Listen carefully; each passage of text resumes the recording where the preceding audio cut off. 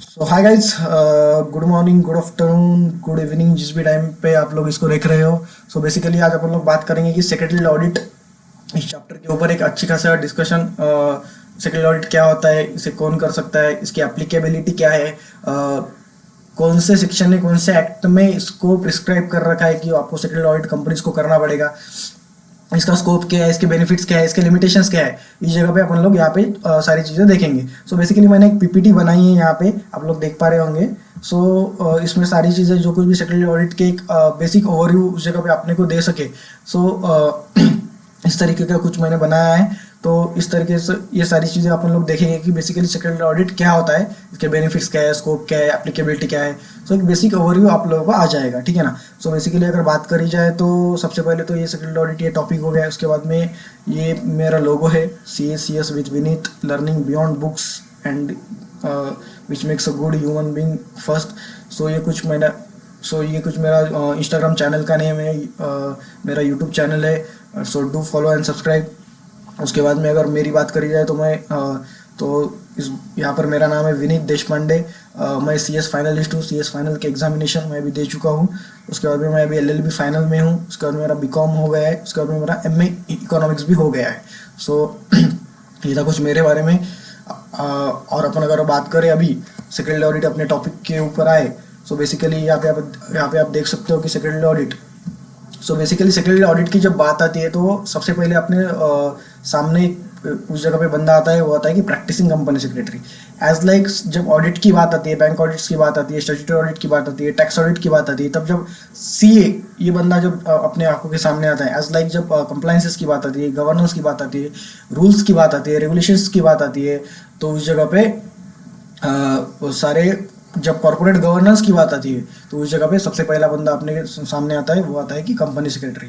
और जब उसमें भी सेक्रेटरी ऑडिट की अपन बात करते हैं तो उस जगह पे प्रैक्टिसिंग कंपनी सेक्रेटरी, जो बंदा प्रैक्टिस करता है CS की, उस जगह पे सेक्रेटरी ऑडिट कंडक्ट करता है। तो बेसिकली सेक्रेटरी ऑडिट का मीनिंग क्या है, तो यहाँ पे कुछ एक समरी है।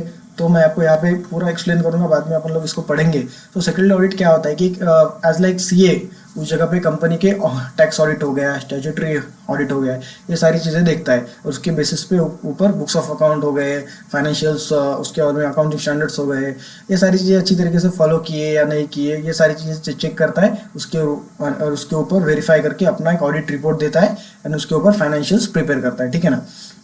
एज लाइक CS का प्रैक्टिसिंग कंपनी सेक्रेटरी का काम होता है कि उस जगह पे सारे रूल्स, रेगुलेशंस, कंप्लायंसेस, जो कुछ भी कंपनी को एप्लीकेबल है, ईयरली, हाफ ईयरली, एनुअली वगैरह सारी चीज़ें, उस जगह पे वो सारी चीज़ें कंपनी ने फॉलो की है या नहीं की है, उस जगह पे उसका चेक करना, इंडिपेंडेंट वेरिफिकेशन। मतलब एक बाहर का बंदा, एक प्रैक्टिसिंग जो भी कंपनीज का इंडिपेंडेंट है, जिसका की और कंपनी का कोई लेना देना नहीं है, ऐसा बंदा उस जगह पे अपॉइंट किया जाता है। सारे रूल्स रेगुलेशंस कंपनी ने फॉलो किए, यानी सारी स्टैट्यूटरी मीटिंग्स वगैरह, मिनट्स वगैरह, रिकॉर्ड्स मेंटेन किए अभी नहीं है, इसके ऊपर वो बंदा उस जगह पे अपना एक रिपोर्ट देता है। और उस रिपोर्ट में उस जगह पे सारे नॉन कंप्लायंस हो गया या फिर अपना कुछ है तो उस जगह पे स्पेसिफाई उस जगह पे कर देता है, ताकि कंपनी उसके ऊपर एक्शन ले सके और जल्द से जल्द उसको कंप्लायंट मोड में ला सके।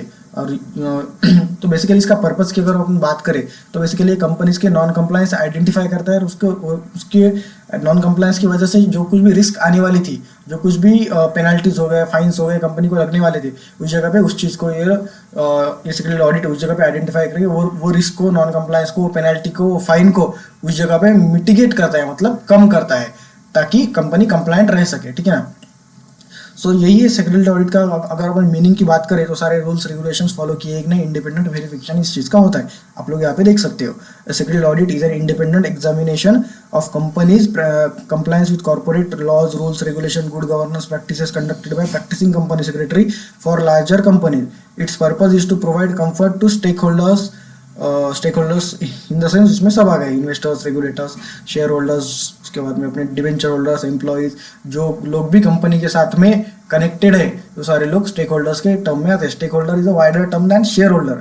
शेयर होल्डर बोले तो जिसके पास शेयर्स है, और स्टेक होल्डर्स बोले तो सारे लोग, इन्वेस्टर, डेट होल्डर्स, उसके बाद में एम्प्लॉयज, ऑफिसर्स, सारी चीज़ें, जो लोग भी कंपनी से कनेक्टेड है, वो सारी चीज़, वो सारे लोग उस जगह पे स्टेक होल्डर्स ये टर्म में आते हैं। regulator that the company follows legal requirement, identifies non-compliance and helps build a robust compliance system, preventing penalties and enhancing corporate image.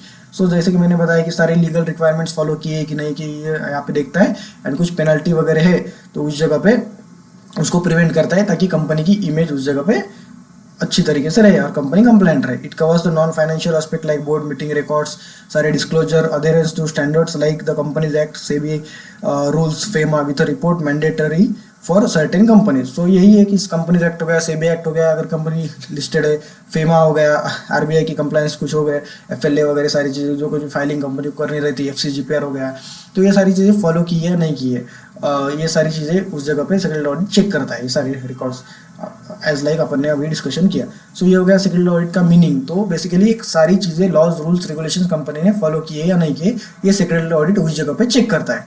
ठीक है ना. अगर अपन इसकी स्कोप की बात करें तो स्कोप की अगर अपन बात करी जाए तो बेसिकली सबसे पहले तो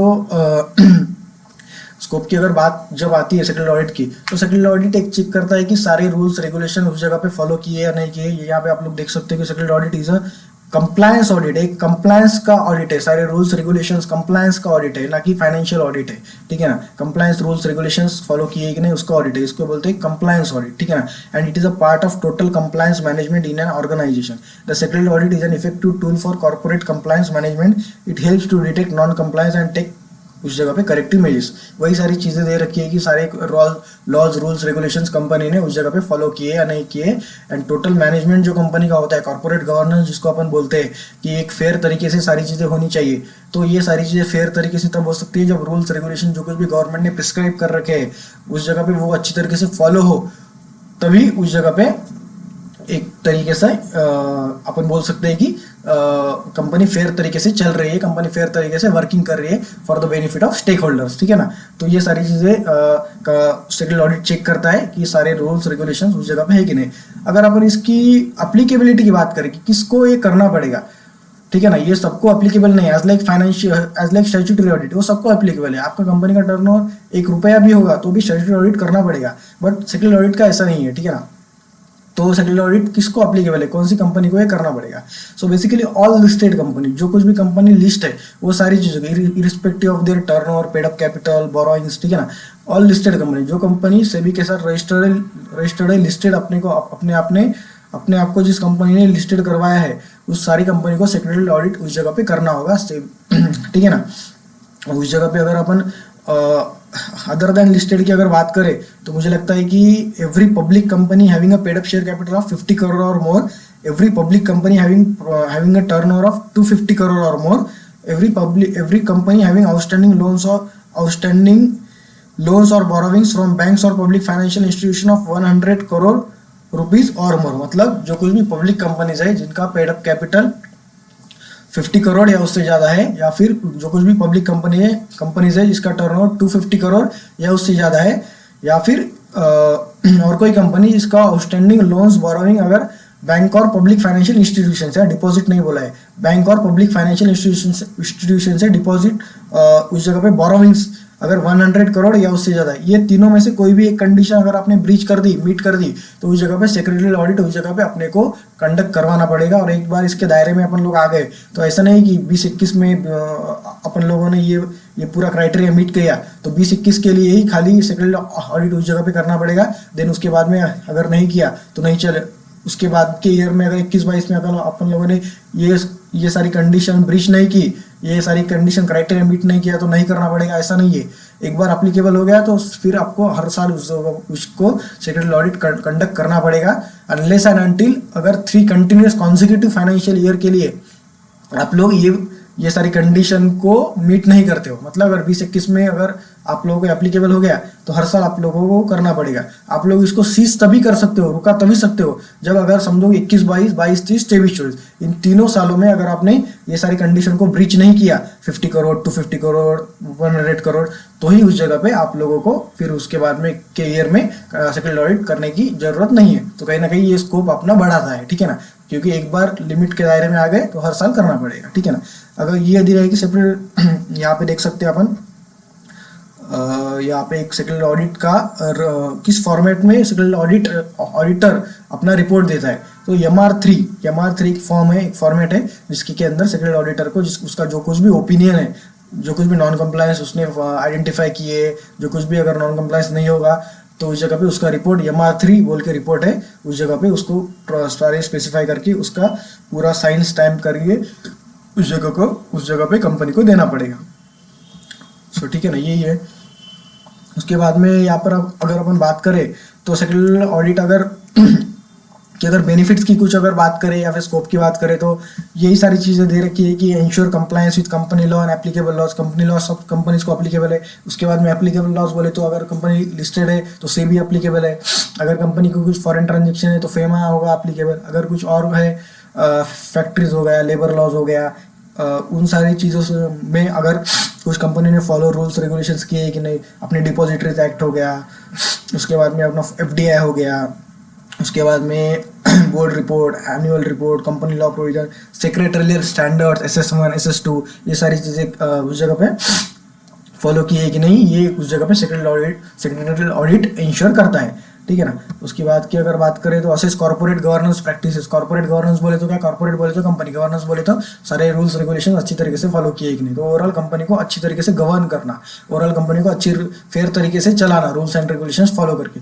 तो ये उस जगह पे कॉर्पोरेट गवर्नेंस प्रैक्टिसेस अच्छी तरीके से फेयर तरीके से रूल्स रेगुलेशंस को फॉलो करके कंपनी चल रही है कि नहीं, उस जगह पे उसको असेस करना, मतलब देखना सारी चीज़ें।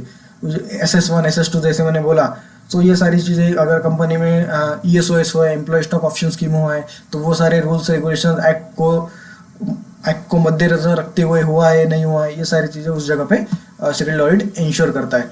उसके बाद अगर हम बात करें तो मुझे लगता है कि आइडेंटिफाई मिटिगेट कंप्लायंस रिस्क।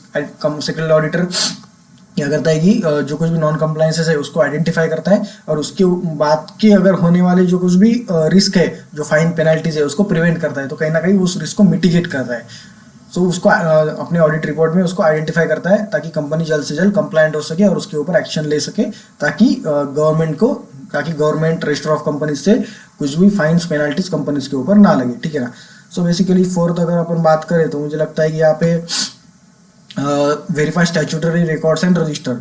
वही जो कुछ भी स्टैट्यूटरी रिकॉर्ड्स रजिस्टर कंपनी को मेंटेन करने रहते हैं, रजिस्टर ऑफ मेंबर्स हो गया, डिबेंचर होल्डर्स हो गया, रजिस्टर ऑफ उसके बाद में अपना डेट होल्डर्स हो गया है, ये सारी चीज़ें, मिनट्स वगैरह सारी चीज़ें कंपनी ने मेंटेन की है क्या नहीं है, ये सारी चीज़ें सेक्रेटरी ऑडिट उस जगह पे इंश्योर करता है। जो कुछ भी बायबैक हो गया, MGT 14 अपने को फॉर्म फाइल करना रहता है, वो सारी चीज़ें कंपनी सारे डॉक्यूमेंटेशन अच्छी तरह से प्रॉपर तरीके से रखे या नहीं है, ये सारी चीज़ें वो वेरीफाई करता है। सेवेंथ अगर बात करें तो मुझे लगता है कि एप्लीकेबिलिटी ऑफ सेक्रेटरी ऑडिट, जैसे अपन ने अभी बात करी, companies with paid up share capital of 50 crore और companies with annual turnover of 250 crore और मोर, और companies with borrowing of 50 crore और मोर, ये सारी चीज़ों को अगर ये क्राइटेरिया आप लोग मीट करते हो तो उस जगह पे आपको सेक्रेटरी ऑडिट करना पड़ेगा, ऑल लिस्टेड कंपनीज। ठीक है। उसके बाद में ये क्या बोला है, secretary audit is applicable to the private company which is subsidiary of public company. मतलब कोई प्राइवेट कंपनी है बट वो पब्लिक की सब्सिडरी है। ठीक है ना। अगर एक पब्लिक लिमिटेड कंपनी है, इसको सेक्रेटरियल ऑडिट एप्लीकेबल है, इसने ये लिमिट्स को उस जगह पे मीट किया है। ठीक है ना। 50 करोड़ 250 करोड़ 50 करोड़ वाली, तो एक सॉरी एक पब्लिक लिमिटेड कंपनी है जिसको भी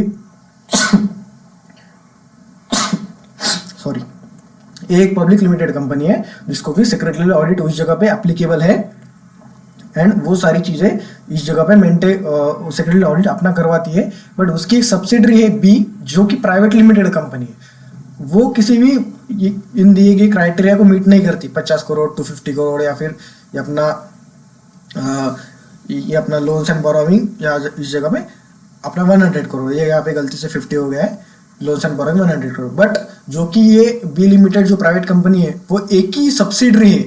ठीक है ना। तो उस जगह पे उस कंपनी को भी अपना सेक्रेटरियल ऑडिट उस जगह पे करवाना पड़ेगा। सब्सिडरी बोले तो जो एक कंपनी दूसरे कंपनी में 50% या उससे ज़्यादा शेयर्स होल्ड करती है। मतलब A पब्लिक लिमिटेड कंपनी है, वो B में 50% से ज़्यादा शेयर होल्डिंग होल्ड करती है। तो A को सेक्रेटरियल ऑडिट उस जगह पे एप्लीकेबल है, तो उस जगह पे B को भी, जो उसकी जो भी प्राइवेट कंपनी है, उसको भी सेक्रेटरियल ऑडिट उस जगह पे एप्लीकेबल होगा, क्योंकि मेजॉरिटी स्टेक उसका A के पास है और A इसको कंट्रोल करता है। ठीक है ना। तो यही सारी चीज़ें। अगर बेनिफिट्स की अगर अपन बात करें तो लीगल प्रोसीजर जो भी कंप्लायंसेस है वो सारे मीट हुए कि नहीं, सारे रूल्स रेगुलेशन फॉलो हुए कि नहीं, ये सेक्रेटरी ऑडिट उस जगह पे अपने को उस जगह पे सेक्रेटरी ऑडिट उस जगह पे इंश्योर करता है।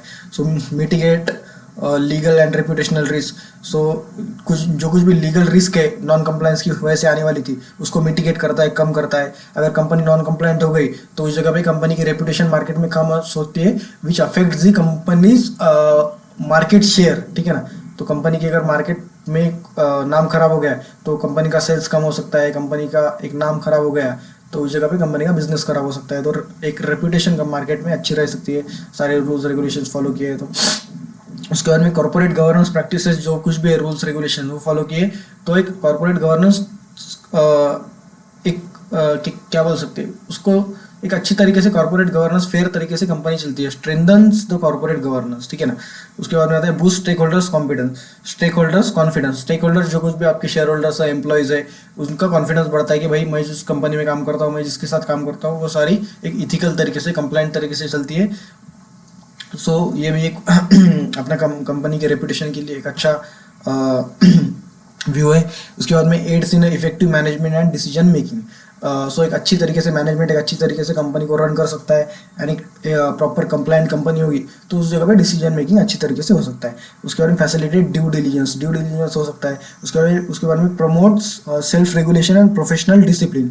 सो एक सेक्रेटरी ऑडिट उस जगह पे इंश्योर करता है कि सारे नॉन कंप्लायंस उस जगह पे कंप्लायंट हो सके, कंपनी कंप्लायंट रह सके, ताकि उस जगह पे government machinery, ROC register of companies हो गया, सेंट्रल गवर्नमेंट हो गया, मिनिस्ट्रीज हो गया, मिनिस्ट्री ऑफ कॉर्पोरेट अफेयर्स, उस जगह पे कंपनी में कम से कम उस जगह पे इंटरफेयर करे और कंपनी एक सेल्फ रेगुलेट खुद से ही अच्छी अपनी गलतियां ढूंढे और उस जगह पे उसके ऊपर एक्शन ले, ठीक है ना। तो self regulation and professional discipline. उसके बाद में रिड्यूसेस रेगुलेटरी बर्डन, जो कुछ भी एक्शंस नॉन कंप्लायंस की वजह से गवर्नमेंट से होते हैं तो वो उसको मिटिगेट करता है, रिड्यूस करता है। उसके बाद में अमेंडमेंट्स। तो आप लोगों को बताया कि पहले सेक्रेटरी ऑडिटर जो अपॉइंट होता था उसको बोर्ड ऑफ डायरेक्टर उस जगह पे अपॉइंट करते थे, बट अभी उसके ऊपर अमेंडमेंट आया है कि जो कुछ भी लिस्टेड कंपनीज है, लिस्टेड कंपनीज के लिए सेक्रेटरी ऑडिटर को अगर अपॉइंट करना है तो मेंबर्स को, शेयर होल्डर्स को उस जगह पे अपॉइंट करना पड़ेगा, बोर्ड ऑफ डायरेक्टर्स को अपॉइंट करके नहीं चलेगा। इससे पहले board of directors he secretary auditor को अपॉइंट करते थे, board of director secretary auditor को अपॉइंट करते थे। अभी ऐसा नहीं चलेगा। अगर अभी चलेगा, लेकिन अदर देन अपनी सारी लिस्टेड कंपनीज के लिए बोर्ड ऑफ डायरेक्टर्स ही उस जगह पे सेक्रेटरी ऑडिटर को अपॉइंट करेंगे।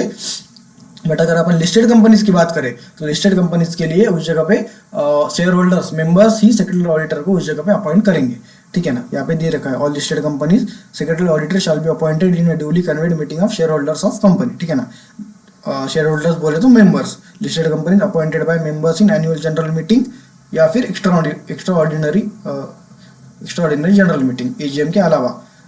उसके बाद में other companies appointed by board of directors. So यही था, ये एक अच्छा खासा पॉइंट है। उसके बाद में ऑब्जेक्टिव ऑफ सेक्रेटरी ऑडिट, ये सारी चीज़ें वही है, ये सारी कंप्लायंस का वेरिफिकेशन करता है। उसके बाद में नॉन कंप्लायंस को आइडेंटिफाई करता है, स्टेक होल्डर के लिए एक अच्छा प्रोटेक्शन है, वो देख सकते हैं कि कंपनी, अपन ने जिस कंपनी में पैसा लगाया है वो सारी चीज़ें वो कंप्लायंट है कि नहीं, अपना पैसा सेफ तो है। रिस्क मिटिगेट करता है, कॉर्पोरेट गवर्नेंस को स्ट्रेंथन करता है, अनेक मैनेजमेंट को कॉन्फिडेंस देता है। उसके बाद में उसकी रिपोर्टिंग, अभी सेक्रेटरी ऑडिटर जो सेक्रेटरी ऑडिट कंडक्ट करता है, सारी चेकलिस्ट बनाता है, सारे रूल्स रेगुलेशंस फॉलो किए कि नहीं देखता है, सारे statutory register, maintenance of minutes वगैरह सारी चीज़ें है कि नहीं देखता है। सो ये सारी चीज़ें का रिपोर्ट जो होता है उसको उसका ओपिनियन देना रहता है। तो MR3 फॉर्मेट जैसे मैंने बताया, तो ये MR3 में उसको वो क्या करता है कि अपना रिपोर्ट देता है, उसमें उसका ओपिनियन जो भी है उस जगह पे कंपनी के मैनेजमेंट को देता है। तो MR3 फॉर्मेट में वो अपना ओपिनियन देता है। अगर उसको कुछ नॉन कंप्लायंसेस आइडेंटिफाई हुए तो उस जगह पे वो क्वालिफाइड ओपिनियन देता है, ठीक है ना। अगर नॉन कंप्लायंस कुछ नहीं रहे तो अनक्वालिफाइड ओपिनियन देता है, ठीक है ना। और एक होता है एडवर्स ओपिनियन, ठीक है ना। मतलब अगर कुछ मैनेजमेंट ने कॉपरेट नहीं किया, ये नहीं किया, कुछ रिकॉर्ड्स नहीं अवेलेबल, तो हो गया एडवांस ओपिनियन। और जो कुछ भी वो ओपिनियन उस जगह पे देता है तो वहाँ पे अगर क्वालिफाइड रिपोर्ट है, मतलब कुछ नॉन कंप्लायंस है, तो उसको बोल्ड एंड इटैलिक्स में उसको हाईलाइट करना पड़ेगा। और ये जो कुछ भी सेक्रेटरी ऑडिट रिपोर्ट है, ये बोर्ड रिपोर्ट जो सेक्शन 134 के अंडर जाता है, उसके साथ में ये इसको भी उस जगह पे आरओसी के साथ अपने को फाइल करना रहता है, ठीक है ना। उसके बाद में आता है अपॉइंटमेंट ऑफ सेक्रेटरी ऑडिटर, ठीक है ना। अपॉइंटमेंट जैसे मैंने बताया कि लिस्टेड कंपनीज के लिए शेयर होल्डर्स करेंगे, एंड अनलिस्टेड कंपनीज है अपनी अपनी और अदर देन लिस्टेड कंपनीज है तो उसके लिए अपने बोर्ड ऑफ डायरेक्टर्स अपॉइंट करेंगे by passing a board resolution for other than listed companies by filing form number MGT 14 with the register of company central government. और अगर लिस्टेड कंपनी है तो उस जगह पे अपना क्या बोल सकते हैं अपने मेंबर्स फाइल करेंगे, ठीक है ना, और उसका भी MGT 14 जाएगा। उसके बाद में क्वालिफिकेशंस क्या है, सेक्रेटरी ऑडिटर अगर बनना है तो क्वालिफिकेशन क्या है, तो आपको CS कोर्स कंप्लीट करना पड़ेगा, कंपनी सेक्रेटरी बनना पड़ेगा। उसके बाद में आपको प्रैक्टिसिंग सर्टिफिकेट, आपके पास में सर्टिफिकेट ऑफ प्रैक्टिस COP होना चाहिए, तो ही आप सेक्रेटरी ऑडिट उस जगह पे कंडक्ट कर सकते हो। आप इंडिपेंडेंट कंपनी से होनी चाहिए, कोई भी इंटरेस्ट आपका कंपनी में होना नहीं चाहिए, ठीक है ना। तो ये सारी चीज़ें दे के रखिए यहाँ पे भाई। ये आपके पास आपकी फर्म जो है, आप जिस फर्म से करते हो वो पीयर रिव्यूड होनी चाहिए। पीयर रिव्यूड बोले तो आप आपके फर्म में जो कुछ भी आप रूल्स प्रोसीजर्स फॉलो करते हो काम करने के लिए, वो सारी चीज़ें एक सीनियर प्रैक्टिसिंग कंपनी सेक्रेटरी से एक बार वेरीफाई करके एग्जामाइन करके उस जगह पे एक पीयर रिव्यू सर्टिफिकेट उसका लेना है। तो आपकी फर्म पीयर रिव्यूड हो जाएगी। पीयर रिव्यू बोले तो एक दूसरा प्रैक्टिसिंग कंपनी सेक्रेटरी आपकी फर्म के रूल्स रेगुलेशन प्रोसीजर को वेरीफाई करेगा कि आपने सारी आपके प्रोसीजर्स जो कुछ भी आप काम में फॉलो करते हो वो सारे फेयर है, ठीक है ना, और वो उसका एक सर्टिफिकेट देता है। फिर आपकी फर्म हो जाती है पीयर रिव्यू, मतलब आपके पीयर ने, आपके दूसरे कंपनी सेक्रेटरी ने जो कुछ दूसरा बंदा जो भी कंपनी सेक्रेटरी है उसकी भी फर्म है, वो उस जगह पे आपको एक सर्टिफिकेट देता है कि भैया मैंने आपके रूल्स रेगुलेशन चेक किए, आपकी प्रोसीजर जो भी आप फर्म में फॉलो करते हो वो चेक किए एंड इट इज़ फेयर, सो आपका फर्म पीयर रिव्यूड हो गया है, तो ही आप सेक्रेटरी ऑडिट उस जगह पे कंडक्ट कर सकते हो, ठीक है ना। तो ये सारी चीज़ें देखे रखी है भैया यहाँ पे। उसके बाद में अगर अपन बात करें सो ICSI ऑडिटिंग स्टैंडर्ड, जब आप सेक्रेटरी ऑडिट करता है तो यहाँ पे ऑडिटिंग स्टैंडर्ड्स कुछ फॉलो करने रहते हैं। 4 ऑडिटिंग स्टैंडर्ड है company secretary auditing standard, CSAS 1, CSAS 2, CSAS 3, CSAS 4। अगर अपन बात करें तो एक में बताया गया है कि ऑडिटर के रोल्स एंड उस जगह पर रोल्स एंड रिस्पॉन्सिबिलिटीज़ क्या है। एक में बताया गया है कि ऑडिटर के उस जगह पे ड्यूटीज़ क्या है। एक में बताया गया है कि किस तरीके से ओपिनियन देना है। एक में बताया गया है कि रिपोर्टिंग कैसे करनी है। सो CSAS 1 है, CSAS उसके बाद में 2 है ऑडिट प्रोसेस एंड डॉक्यूमेंटेशन सारी चीज़ें। उसके बाद में CSAS उस जगह पे देखें तो 3 है फॉर्मेट ऑफ ओपिनियन, जैसे मैंने बताया क्वालिफाइड ओपिनियन, अनक्वालिफाइड ओपिनियन। अगर नॉन कंप्लायंस नहीं रहे, एक कंपनी सारी कंप्लायंट है तो वो अनक्वालिफाइड ओपिनियन देगा, अगर नॉन कंप्लायंस है तो क्वालिफाइड देगा। अगर मैनेजमेंट में कुछ कॉपरेट नहीं किया तो एडवर्स या फिर अपना डिस्क्लेम दे सकता है। उसके बाद में CSAS 4 आता है अपना रिपोर्टिंग वाला, वो अपने ये माल सही में करता है। उसके बाद में powers and duties of secretary auditor, ठीक है ना। सेक्रेटरी ऑडिट करते हैं क्या पावर्स है क्या ड्यूटीज है। तो सेक्रेटरी ऑडिटर को फेयर तरीके से उस जगह पे सेक्रेटरी ऑडिट कंडक्ट करना पड़ेगा। उसको कोई भी बायस डिसीजन नहीं देना है, मतलब एक इंडिपेंडेंट वेरिफिकेशन उसको करना है। एंड उसको बाद में अगर उसके पावर्स की बात करें तो सारे रिकॉर्ड्स कंपनी के मेंटेनेंस ऑफ रूल्स रेगुलेशन, सारी इन्फॉर्मेशन, उसके बाद में सारी मीटिंग्स, सारे रजिस्टर्स उस जगह पे वो अपना बंदा सारी चीज़ें चेक कर सकता है। तो ये हो गए उसके पावर्स। उसके बाद उसकी ड्यूटीज़ की बात करें तो verify compliance report, non compliance report करना है, सेफ गार्ड स्टेक होल्डर्स को सेफ गार्ड करना है, कुछ नॉन कंप्लायंस हो तो उसको उनको दिखाना है, strengthen corporate governance, mitigate risk, audit specific events, यही सारी चीज़ें हैं। सो बस यही सारी चीज़ें थी बेसिकली। सेक्रेटरी ऑडिट बोले तो सारे रूल्स रेगुलेशंस कंपनी ने फॉलो किए कि नहीं उसको चेक करना, अगर कुछ नॉन कंप्लायंस है तो उस जगह पे बोर्ड को रिपोर्ट करना। अगर लिस्टेड कंपनी है तो मेंबर्स सेक्रेटरी ऑडिटर को अपॉइंट करेंगे, अदर देन लिस्टेड है तो बोर्ड करेगा। और जो कुछ भी ऑडिटर अपॉइंट होगा वो इंडिपेंडेंट होना चाहिए, उसका अनबायस्ड डिसीजन होना चाहिए, उसने integrity, straight forwardness, objectivity, technical competent वो बंदा होना चाहिए, वो बंदा प्रैक्टिस में होना चाहिए, उसकी फॉर्म पीयर रिव्यूड होनी चाहिए। अगर वो सोल प्रोप्राइटर है, खुद की अकेली की फॉर्म है, तो उस जगह पे वो 5 साल की एक टर्म कंप्लीट कर सकता है। अगर फॉर्म है मोर देन 1 पार्टनर्स की फॉर्म में, अगर वो 2-4 पार्टनर्स की मिला के CS की फॉर्म है तो उस जगह पे 2 टर्म 5-5 ईयर के उस जगह पे ऑडिट उस जगह पे कर सकते हैं।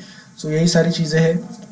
सो बेसिकली एक रूल्स रेगुलेशंस कंपनी ने फॉलो किए या नहीं किए, यही सारी चीज़ें सेक्रेटरी ऑडिट उस जगह पे अपने को सेक्रेटरी ऑडिट के हिसाब से अपन लोग चेक कर सकते हैं। कुछ नॉन कंप्लायंस हो गया तो उसके ऊपर एक्शन ले सकते हैं एंड उसको कंपनी को कंप्लायंट करके कंपनी की रेपुटेशनल रिस्क, लीगल बर्डन, जो कुछ भी रेगुलेटरी बर्डन, एक तरीके से सेल्फ रेगुलेशन उस जगह पे अच्छी तरीके से इन्हांस होता है, जो कुछ भी डायरेक्टर्स को, प्रमोटर्स को, स्टेक होल्डर्स को कॉन्फिडेंस देता है ताकि वो अदर बिजनेस मैटर्स के ऊपर उस जगह पे फोकस कर सके एंड फिर कंपनी की इमेज अच्छी तरीके से बढ़ जाए। सो यही सारी चीज़ें सेक्रेटरी ऑडिटर की होती है। सो बेसिकली ये पीपीटी मैंने बनाई थी, सेक्रेटरी ऑडिट क्या होता है इसका एक ओवरव्यू आपको देना था। सो यही सारी चीज़ें थी। सो बस थैंक यू सो मच। एक अच्छी तरीके से सारी शॉर्ट में चीज़ें मैंने कवर करने की कोशिश करी। कुछ भी डाउट्स है तो बेसिक डेफिनेटली आप इसके नीचे पूरा कमेंट कर दीजिए, मैं डेफिनेटली रिप्लाई करूँगा एंड ऐसे ही वीडियोस मैं यहाँ पे डालते रहूँगा, ठीक है ना। सो ये मेरा यूट्यूब चैनल है, ये इंस्टाग्राम चैनल है, ये फेसबुक का पेज है, इंस्टाग्राम का पेज है, आप लोग यहाँ पे फॉलो कर सकते हो। यहाँ पे मैं सारी चीज़ें एजुकेशनल हो गया, क्रिएटिव हो गया, सारी चीज़ें यहाँ पे डालूंगा। सारे अपडेट्स इंस्टीट्यूट के हो गए, सारे CSCS के हो गए, यहाँ पे मैं डालूंगा। सो बेसिकली यही चीज़ें हैं एंड एग्ज़ाम की स्ट्रैटेजी क्या होनी चाहिए, वो सारी चीज़ें के ऊपर भी इस चैनल के माध्यम से, इस पेज के माध्यम से अपन लोग डिस्कस करेंगे। सो बेसिकली एक ओवरऑल एक आप लोग यहाँ पे लोगों में देख सकते हो कि learnings beyond books which makes a good human being first. Good human being first मतलब एक सिर्फ किताबी नॉलेज नहीं, तो उससे आगे जाके एक मेरे को लगता है कि एक अच्छा इंसान होना चाहिए, तो बाकी सारी चीज़ें हो जाती है, मतलब ऐसा कोई दिक्कत नहीं आती, ठीक है ना। बस एक जेन्युइन एफर्ट करने, जेन्युइन प्रयास करने की क्षमता या फिर मन होना चाहिए, ठीक है ना, तो बाकी सारे रास्ते खुलते जाते हैं। सो बेसिकली यही है। अदर देन एकेडमिक्स बहुत सारी चीज़ें मैं यहाँ पे डालूंगा कि जो कुछ भी ओवरऑल मैटर करती है कि आप लोग कहाँ तक पहुँचोगे, कहाँ तक एक्सपांड करोगे खुद को, कहाँ तक एक CS तो बन जाएंगे, बट उसके बाद में भी एक कहाँ तक अपन पहुँचेंगे, क्या अच्छी चीज़ें करेंगे, ठीक है ना। तो ये डिपेंड करता है कि एक डायनामिक नेचर अपना कितना है, एक अपन कितने एक तरीके से अच्छे तरीके से इंसान है। सो यही सारी चीज़ें के ऊपर बहुत सारी चीज़ें डिपेंड करते हैं। CS तो है, एकेडमिक्स तो है, बुक्स तो है, बट इसके पार जाकर, इसके आगे जाकर कुछ खुद में बदलाव लानी चाहिए, तो ही सारी चीज़ें उस जगह पे अचीव हो सकती है, मुझे लगता है ऐसा। सो यही सारी चीज़ें मैं यहाँ पे एग्ज़ाम की स्ट्रैटेजी क्या होनी चाहिए, फेलियर्स के बारे में अगर कुछ अटेम्प्ट्स लगते हैं क्या लगता है तो उसमें क्या सीखना चाहिए। एकेडमिक्स तो है, बट उसके आगे जाके क्या गलतियाँ अपने से होती है एज अ इंसान, वो खुद में सुधार लेनी चाहिए, ताकि जो कुछ भी अपना विजन है, जो कुछ भी जहाँ पर भी अपने को जाना है, जॉब, प्रैक्टिस, बिजनेस, जो कुछ भी है, उस जगह पे कि अच्छी तरीके से अपन लोग जा सके और एक अच्छा कंट्रीब्यूट, न कि खुद के लिए बट ओवरऑल सबके लिए एक अच्छा खासा कंट्रीब्यूशन उस जगह पे अपन दे सके। ये सारी चीज़ें मुझे लगता है कि अपने को सारी चीज़ें करनी पड़ेगी, तो ही एक बैलेंस रहेगा एंड सारी चीज़ें अच्छी तरीके से चलेगी। सो अपना किताबी तो नॉलेज तो है ही, बट उसके पार जाके एक डायनामिक नेचर हो गया, एक अच्छे खासे लोगों के बीच में रहना, अच्छे लोगों के साथ रहना एंड यहाँ पे आप देख सकते हैं कि विच makes a good human being first, मतलब एक अच्छा इंसान बनना। सो अगर ये हो गया तो कोई मतलब किसी चीज़ में दिक्कत नहीं आएगी। सो यही सारी चीज़ें इस चैनल के माध्यम से एकेडमिक, नॉन एकेडमिक सारी चीज़ें यहाँ पे मैं शेयर करूँगा। सो ठीक है, thank you so much, bye bye. कुछ भी डाउट्स है तो आप मुझे यहाँ पे पूछ सकते हो। मैं और भी ऐसे वीडियोस बनाऊंगा। 11-12 हो गया अपने, इसका हो गया, क्या बोल सकते हो, CA का, CS का, और कुछ भी टॉपिक आपको चाहिए तो आप मुझे बताइएगा, मैं डेफिनेटली उसके ऊपर वीडियो बनाऊंगा, ठीक है। Thank you so much, bye bye guys.